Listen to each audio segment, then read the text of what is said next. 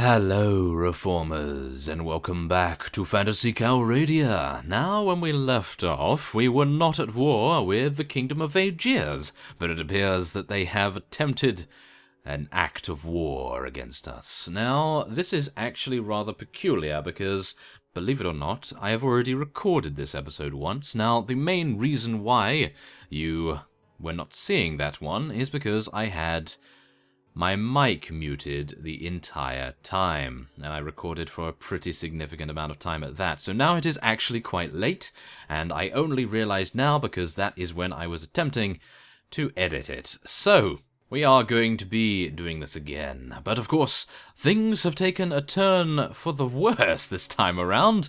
Now, beforehand, when I was doing this, the Kingdom of Aegeas declared war against the Kurgit Khanate, but it appears the Aegeas are not really liking us this time around. So let's take a look at our army here. So as you can see here, I've been recruiting some female undead hunters right there, and we have, of course, all of our inquisitors and infantry in the garrison here to prevent any potential morale loss. I was actually suffering quite a bit at the hands of morale because, of course, we were not able to fight at all.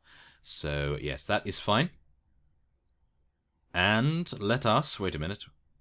Okay, we cannot recruit anyone anymore here. So, as you can see, the Aegeas declared war against the Kingdom of Nords, and I do believe they are still at war against them, unless they made peace. No, they actually just made peace. Yes, I'm getting a little bit confused here now, because we have a lot of declarations and a lot of peace agreements. So, yes, as you see here, we have Kingdom of Aegeas taking Curor back, and we have Rivercheg, Curor, and Ravedin as possible targets for us to attack. Now, if only the Aegeas had not done this, because I had a very good plan in the previous episode, or at least the episode that you shall not see. It is without commentary, and I'm not entirely sure whether you want to see that gameplay, but nevertheless, we are going to be heading over here and going into Kudan. Now, there's a very good reason for heading into Kudan, and that reason is, of course, that this is now our home base, because if you recall in the previous episode, Sir Caventim took Blazing Hand Temple from us, and then we took it back immediately, and that, of course, has transferred ownership of our home base to Kudan. Now, what I wanted to do before we declared war against anyone, namely the Nords, was accept the pledges of these two guys here, Lord Tansugai and Lord Remald, and then we can speak to Clethy and give them a fief each. Now, I am going to be giving Tansugai Udiniad, and we will be giving Karindi to Lord Remald. There we go. So they are both at 7 relation with us, which is actually pretty reasonable, and I'm hopeful that they will be able to help us out rather considerably in our future engagements with the Aegeas. So, without further ado, let's get all of our good units in at the top here. Make sure they can support our companions rather well. And now, we will be heading on to Rivercheg. Now, this is going to be rather difficult, I do believe, if they have a siege tower? Oh, let's please hope that they don't have a siege tower. There's Boyar Mariga. That is actually going to be rather tricky, to say the least.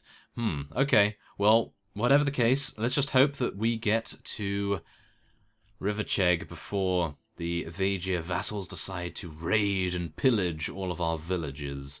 That would actually be a rather dastardly thing for them to do, but oh my goodness, wow, that's a pretty big move, isn't it?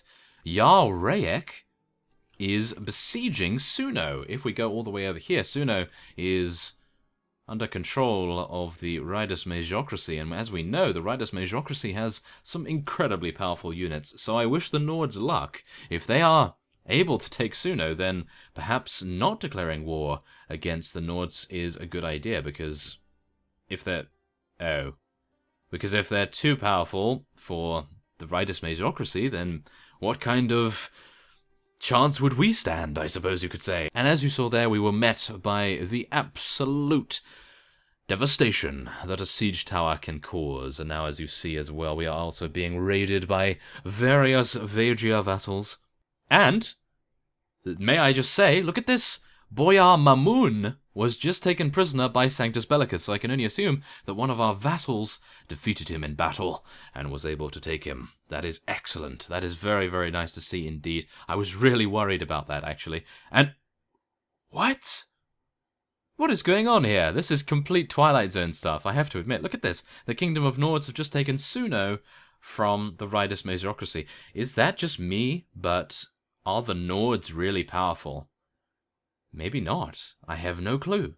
I have not fought them yet in this mod, so potentially we will find out. So, let us lead our soldiers in an assault, and we will see what we can do with this siege tower. Let's just hope that it's not too far away from the walls. It doesn't seem to be too far away, so I can only hope that we will have good luck where this is concerned.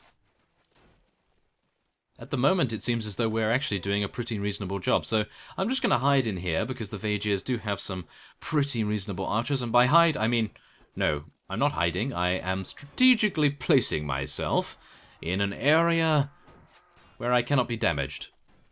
You guys believe me, right? Yes? I hope so. Okay, well, whatever the case, I have my spiked Cleric Morning Star at the ready, and we are, of course, adorned in our very best armor, or at least the best armor that I could afford, without breaking the bank, of course. And now we will await the lowering of the siege tower, and we will make our way in to their battlements.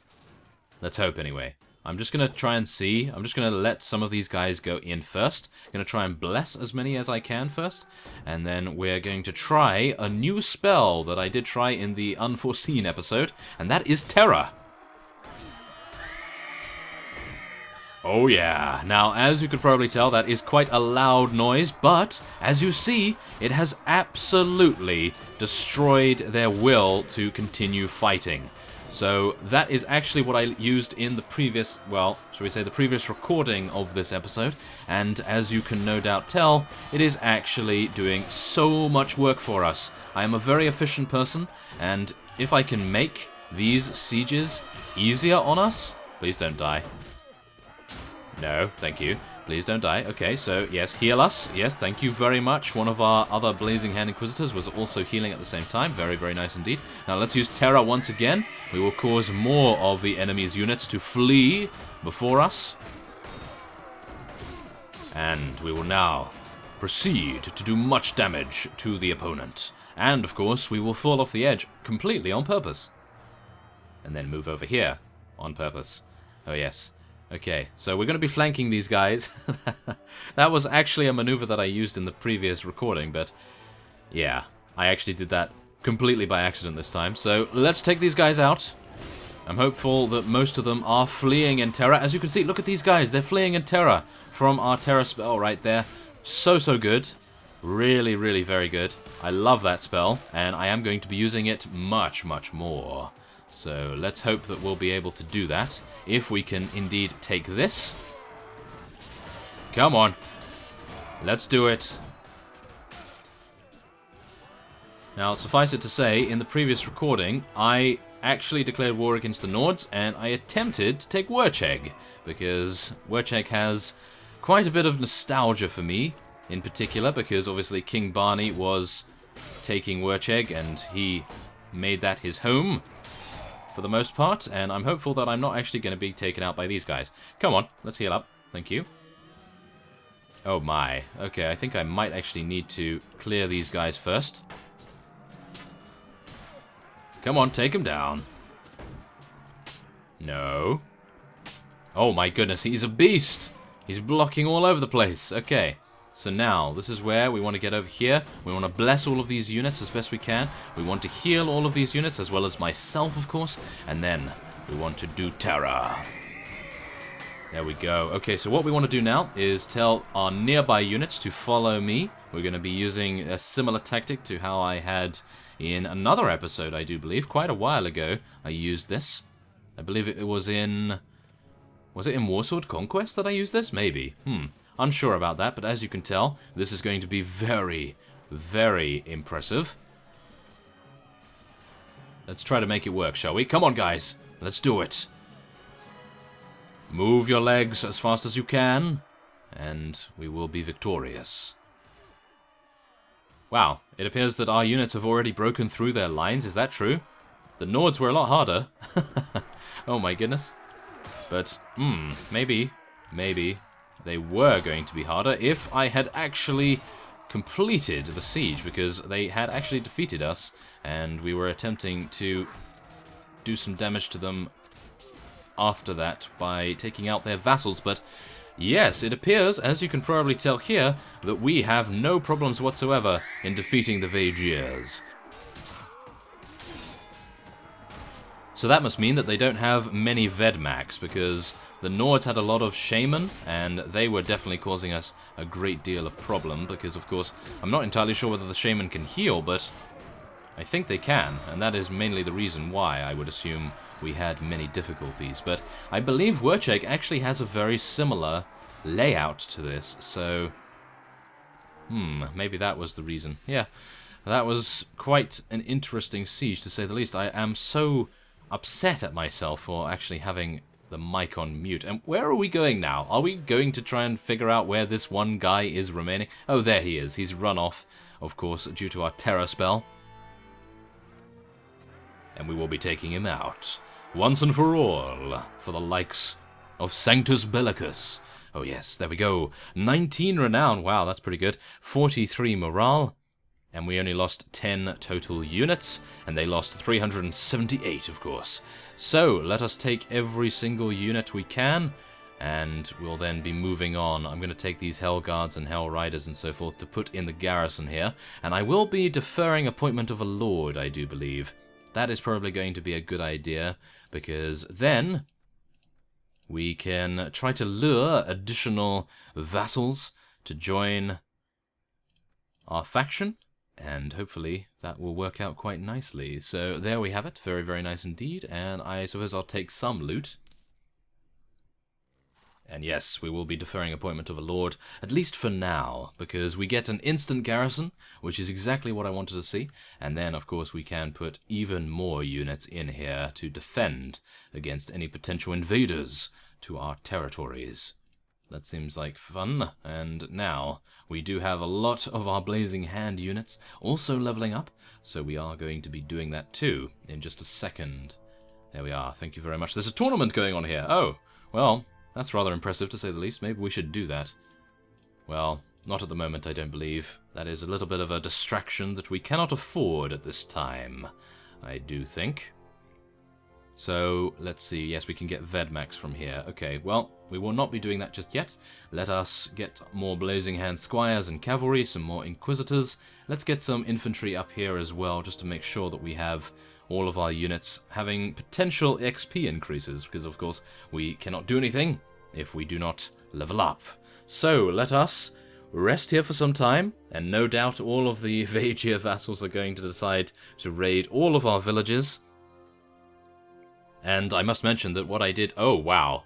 Ah, yes. What I did previously was to wait for 2 weeks, and we were gaining, I believe it was 9,000, or should we say over 9,000 dinars per week.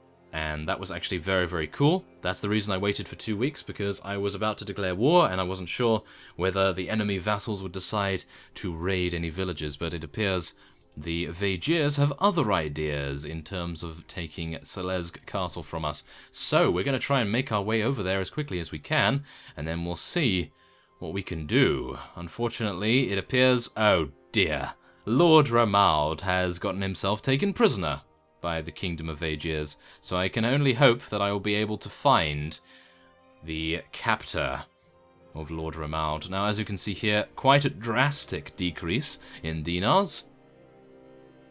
Oh, wow. Almost 5,000. That's quite unfortunate, to say the least. Now, I'm actually wondering whether this guy... Oh, he has Vedmax. He would be able to take this, I do believe. Okay, well, we're going to head on to Curor, then. Or are we? Wait a minute. How fast is he? 4.7? We are 4.5. Never going to catch him. Okay, unfortunate. But, oh, it appears I have deterred him from attacking Slez Castle. That is good. That is very good. Oh, and Curor is incredibly weak. So, let us call for a meeting with the castle. Okay, no, it appears not. The castle commander is steadfast in his opinion that he will be able to defend against the likes of us, which is a big mistake in my opinion. So, let us do it. Lead our soldiers in an assault, and hopefully have a ladder that is larger. Oh, no. This ladder is too thin. Very, very thin indeed. I'm a little bit worried about this, actually. Okay, come on, let's do this. By two, going up the ladder here. And hopefully, our Inquisitors will see fit to use their fire strikes a little bit more. And hopefully I will be able to avoid getting shot in the face and pushed off the ladder. Suffice it to say, that has happened many, many times to me today. So, let's try to use our Terror spell here. Wow, that is actually quite a chilling sound effect. Oh my goodness. Okay, so we have caused some of our opponents to run away, but not all of them. So I can only hope that I will be able to use it once again. No. Ah, of course. Okay, so I'm going to be placing everyone over here. This is exactly why I hate thin ladders. Oh, yes. Okay, come on. Get everyone down here. We want a piece of the action, of course. We want a piece of the action. Okay, thank you very much. Okay, so now we can charge everyone back in, and I can attempt to use my Terror spell at the very heart of the opponent's defense. There we are. Hopefully it's going to work against some of them, at least. Come on, take these guys out. Yes, come on, Nazar. I know that you are an absolute beast. Let's do this. Oh, he's gotten a double kill, a triple kill. Maybe he can get more. Nope, nope. Okay, he was taken out after that triple kill. That's unfortunate, but he did his job. He did the job that we required him to do, and that was, of course, to penetrate their lines and to make an incredibly large hole for us to move through, which is excellent. So, we can now just take these guys out with some nice overhead slashes, or shall we say bashes, and oh yes, I must actually just mention, one of you actually stated on one of my early videos, I do like to revisit my early videos every so often, and one of you stated, overhead attacks are slower in terms of their slash speed, and horizontal attacks are quicker. So if you're doing a 1 versus 1 duel, then you definitely want to stay away from the overhead attacks, if at all possible, as far as I could tell from your comments. So thank you very much for that, if you are indeed watching this, of course. And I think that might actually help me out quite a bit, because I don't know whether you've noticed, over 1,600 videos of mine, but I do appreciate using the overhead attacks quite a lot. So maybe I will stop doing that as much now, but the overhead attacks are very, very good when you have limited space, close quarters combat and so forth. But for 1 versus 1s, I see where you're coming from, so hopefully we'll be able to make a good change in that case. Now, we do have a vassal that is potentially going to be a prisoner of ours. However, because I really want to get my honor rating up, I'm probably going to be letting him go. So let's do that. Let's let him go. Why not? That will be fine. Okay, so footman, infantry, mercenary mage, veterans. We can probably take all of them, actually. Yes, there we are. That is fine. We'll take some loot. And we will defer appointment once again. I don't really want to take anyone here. And I cannot place any extras into the garrison either, which is unfortunate. Now, we do have Boyar Raucher off in the distance here, so I would really like to be able to take him on. But as you could see, he lost us incredibly quickly. Oh. Oh. Ah, what's he doing? There's King Yaroglek. And who is that? Oh my goodness, wait a minute. Lord Tansugai. Oh yes, okay, I think we know what we must do here. We must attack King Yaroglek, take him out, and then see to it that he does not invade our space once again. So, let us get some more strength, get some more riding skill for Nazar, make him a little bit faster on his horse, and then we will see about our squires, a little bit of levels up there, and let's see, 11 Ved Max, 1 Vagia Knight. Yes, come on. Come on, Lord Tansugai, attack him. Wait a minute. Who has taken... Oh, I thought one of these guys had taken Lord Remaud prisoner. Okay, well, without further ado, we are going to be attacking King Yaroghlek once again. As you can see, we only have 160, and he has 289, but I believe we will be victorious. So let's go. Let's do it. Let's bless everyone. We have our terror spell, remember, so we can hopefully use it to great effect. Now, oh yes, the only thing that I'm a little bit worried about is the fact that he has an overwhelming amount of units on the battlefield. We do not, however, so let's try to make it so that we are in a really good position here. We want to fight on a hillside if possible, to make it so that their horses are relatively useless, or at least I hope to make them as useless as they can be. Okay, come on. Let's do this, guys. Oh my. Okay, I'm gonna just walk along our lines here and try and bless as many units as we can before these guys charge in. No! They're charging straight in. Okay, well, Terror it is. I will be using Terror as quickly as I can. There we are. No! That's not good. That is not good. Okay, I've done my best to give our units the greatest advantage. No! That was terrible.